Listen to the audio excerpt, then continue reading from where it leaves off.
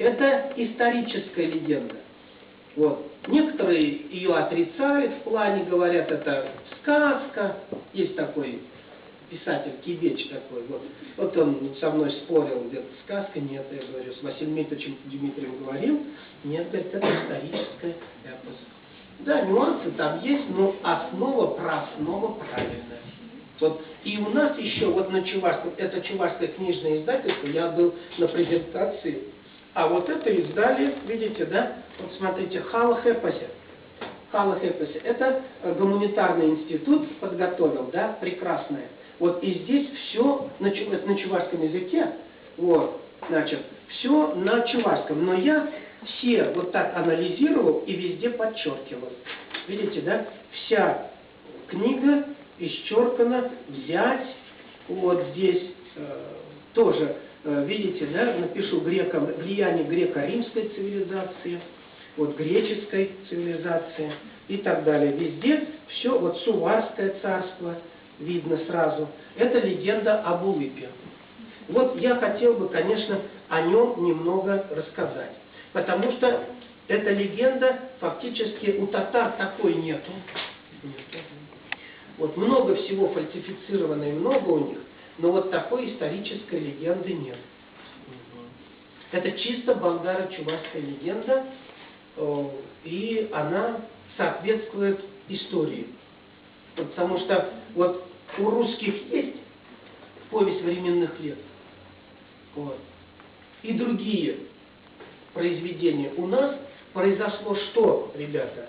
У нас, к сожалению, когда боевые действия шли, а я говорил вам, и столетний Хазара арабская вот, война шла, многие документы фактически были что? Уничтожены. И вот у нас остается документ, два документа крупных таких, серьезных документа. Сейчас я вам покажу их. Да? Первый документ, это понятно, это эпос об Улыпе. Эпос об Улыпе. Это понятный документ, соответствует той хронологии, тем действиям. Вот. Второе, это, конечно, документ, связанный с христианизацией. Мы здесь тоже пытались, и я думаю, это нормально.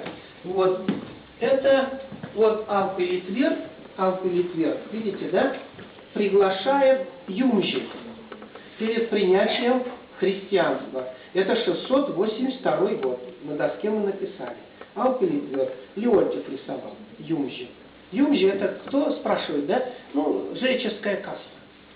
Второе, здесь смотрите, второй рисунок, это тоже Леонтьева. Вот, это и идолы, и дуб, вот этот дуб рядом, видите, да? Его, что топором, видите, да, Алпы Литвер и другие рубят из этого дуба, Керемети, скажем, да, что строят?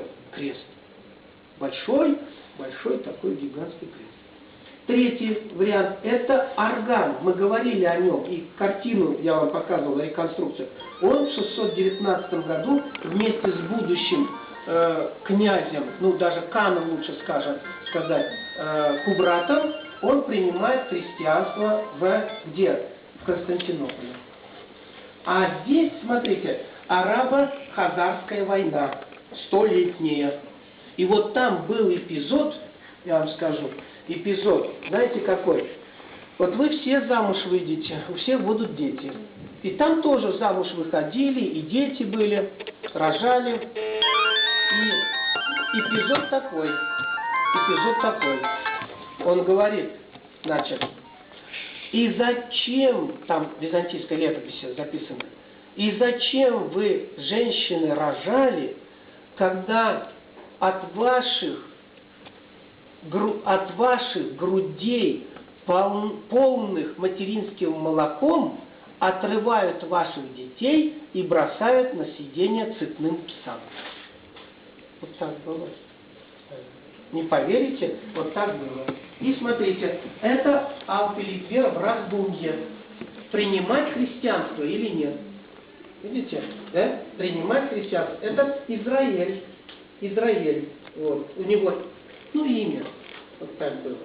Здесь он выдает свою дочь, одну дочь, у нее двое, Алка-Литвер выдает за агванского, вот на карте там есть, агванского царя, сына царя даже. Вот. Здесь иллюстрации это юмжи, или языческие жрецы, поклоняются дубу. Здесь Казан-Кубра сжигают. И вот второй документ я вам зачитаю и об Улыпе тоже скажу. Вот первый документ, наверное, давайте об Улыпе, потому что это наиболее древняя часть. Вот иллюстрации здесь есть, книги есть, я просто ряд позиций вам расскажу. Первое, получается, вот смотрите, мы даже, чуть отвлекусь, вы художники, и мы специально для студентов, и студенты сами рисовали вот эту легенду Улып. Видите, да? Улып. Здесь мост Аргамаса тоже Улып и так далее. Видите, да? Вот. Земля Улыпа, здесь Чемень тоже Улып и так далее. И даже ставили вопросы специально для детей. Прочитайте исторический эпос Улып, нарисуйте сюжеты из чувашских сказок и былин, расскажите о переселении болгар и сувар на Среднюю Волгу, расскажите о легенде Чемень, нарисуйте карты по чувашским легендам, картины по чувашским легендам. Вот так мы, видите, красиво и прочее, это наши дети рисовали. Рисовали очень хорошо и прочее. Теперь сам текст, прям по тексту. Я даже взял специально маленькую, одну из частей Библии. Вот текст очень имеет, в кавычках, текст, слова, взятые из Библии. Чувашские языковеды и историки на это не обращают внимания. Я вчера для интернета посмотрел это. И где-то штук 10 я по Улыпу писал книги, статьи точнее, они в интернете выставлены. Сам удивился. Спасибо, думаю, молодцы. Те люди, которые интернетом пользуются, все смотрят, видят. Вот. И тогда я возвращаюсь к трибуне и вот этот момент покажу. С Улыпа. Вот два вопроса у нас. В принципе, последний вопрос остался и переселение. Два вопроса. Вот там пишется так. Смотрите, все в кавычках. По рассказам, это все в кавычках, еще раз говорю, по рассказам древних стариков в те далекие времена, когда людей на нашей чувашской земле еще не было, а лишь шумели сплошные дремучие леса. С южных Арамазейских гор спустился Улып. У меня в группе, я спрашивал, у меня армянка, две девочки, армянки, вот, здесь же пишется Арамазейских гор, вот. И я спросил, на самом деле в Армении есть, да, говорит, только у нас называется не Арамади, а Армади. На стыке Азербайджана, Грузии и Армении такие горы есть. То есть вот нас, особенно татарские исследователи, пишут, что чуваши всегда здесь проживали, никогда, на Северном Кавказе не было. А легенды это, и вот эти все две книги, да, толстые, они показывают, что мы жили на Северном Кавказе, проживали на Северном Кавказе и спустились с гор. Это условно, потому что в горы уходят люди когда? Вот партизанили в Отечественную войну, уходили в горы. В каких случаях? Чтобы что? Что, девчонки?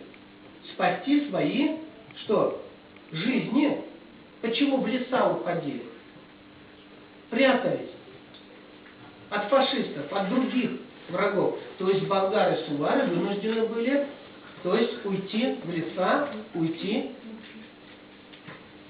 в горы. Вот когда монголо-татарское нашествие случилось, болгары и сувары, их худые еще называли болгары, то есть бросив все имущество, ушли куда? Куда мы ушли? Вот эта территория, как называется? Студенты родные. Как? Сейчас Чувашия, а раньше называлась горная сторона. И здесь 90% были леса. Сейчас даже в нынешней 32% леса.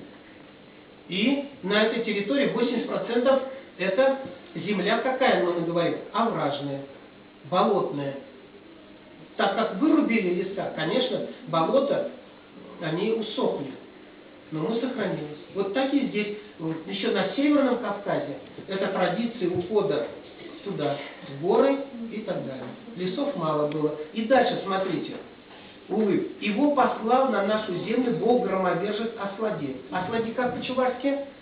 Молния, да? Гром. Молния, гром, правильно. Чтобы творить добро. Улыб был огромного роста и обладал богатырской силой. Ему ничего не стоило перешагнуть большую реку, высокие сосны были ему только по пояс. То есть, значит, на Северном Кавказе реки были, сосны росли и горы. Так или не так? Сейчас вот по географии же смотрим, да, по телевизору. Точно или не точно? Да. Так. То есть тот автор, который этот текст писал, получается, жил там, своими глазами видел, и это оставил нам. То есть это наша история, не фантастика. Дальше смотрите. Я даже схемы сделал специально. Вот Сувалия, вот Арамади, Армения, Азербайджан, будущее. Вот так схему. И это тоже издал в интернете, это есть. Еще дальше, значит, точка, продолжаю, в кавычках. Спустившись в гор, Улыб увидел в долинах многочисленные стада. Их пасли очень маленькие, по его понятиям, люди. Скот, за которым они ухаживали, давал им пищу и одежду. То есть на то время, ну это 4-й, 5-й, 6-й века, чем занимались болгары-сувары? Скотоводством. Да. И скотоводство давало, смотрите, да, они пасли стада, вот, давал пищу и одежду. Как скотоводческие племена, народы, конечно, они использовали скот для еды, пища, ну и для одежды. Дальше. Третья как бы часть. Улыб забыл наказ отца Аслади, отобрал у людей скот и разорил их жилища. Что получается? В каком случае отобрал у людей скот и разорил их жилища? Что это? В мирных условиях или войны были? Если разорил жилища, отобрал скот, как это? Что это значит? Войны были, да. То есть мы уже видим текст, расшифровку нашей болгаро-чувашской истории. Да. Дальше. Выбрав самую красивую девушку, женился на ней и стал жить хозяином всех богат здешней земли. Жена родила ему 2 сыновей. Выбрав самую, то есть здесь не говорится полюбив девушку взял, а выбрав, то есть он хозяин, он царь, он просто выбрал и взял себе в жены. Так? Разговора о любви здесь нет. Ну, красивая. И пишется красивую девушку. Не косоглазую, не кривоногую, красивую. Ну, взял. Не спрашивал. Раньше вот эта традиция, это вот традиция. Это в фильмах показывают, в сказках. А исторически мужчина никогда не спрашивал у женщины на ту эпоху, любишь ты, не любишь, хочешь замуж, не хочешь. Забирали. Вот эта традиция, даже умыкание, знаете, да, воровства женщин, точнее девушек, и на Северном Кавказе она так и осталась. Может и не договаривается. Вот у нас фильм какой был, помните, да? Про Шурика. Кавказская пленница. Это же Северный Кавказ, и там в фильме тоже Северный Кавказ. Вот эта традиция тоже видна, что автор видел, знал и написал. Что это не фантастика. Следующее. Вот, смотрите. Стал жить хозяином всех богатств здешних земли. В каком случае хозяином всех богатств? Вот вы все богатые сейчас. Вот князь, княгиня. У всех свое богатство. А это хозяином всех богатств здешней земли. То есть Алпы-Литвер, или Аттила, или Кубрат Великой Болгарии, они, это менталитет или традиции Востока. В Китае тоже так же, в Моде тоже. Земля вся, независимо, князь, другой богатый, вся земля принадлежит кому? Кому, ребята? Царю, правильно сказали. Поэтому мы термин здесь и пишем. Вот, Суварское царство в составе хазарского каганата. То есть, вот этот термин, вот смотрите, в кавычках еще, женился на ней, понятно, да, и стал жить хозяином всех богатств здесь и земли. То есть, вот эта строка показывает о создании государства, объединительного, такого уже объединенного, лучше скажем, государства. Вот мелочь, кажется бы, строка, а наша история. Дальше смотрите, жена родила ему 2 сыновей. В Улыбе, вот здесь, вот они, вот эти книги, да, вот здесь фиксируется 3 сына. Я не буду все отсюда читать, очень много, не успею за пару. Первый сын Болгар, второй сын Сувар, третий сын Буарикс. Ой, Буарикс, чего я княгиню-то вспомнил, Буарикс говорю. Хазар, Хазарик.